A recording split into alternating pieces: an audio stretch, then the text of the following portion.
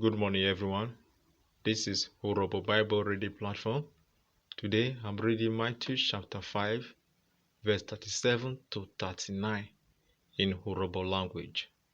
I'll be reading Matthew, Uyubi, Royin, Inyurin, Awo, Royin, Ogba, Gbigren, Rite, Ogba, Gbiririn. Verse 37. Eke vovo, je ejo wen, dia ejo, ji ewen, dia e. Oda vren ene ke efia. Verse 38.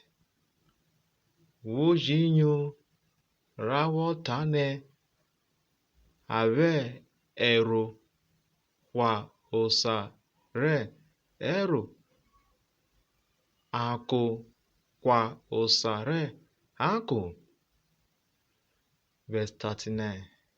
Eke vovo metake wene wove okwo umwemu sioma.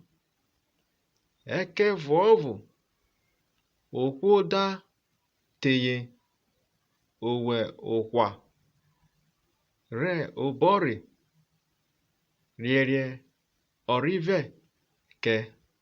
Thank you.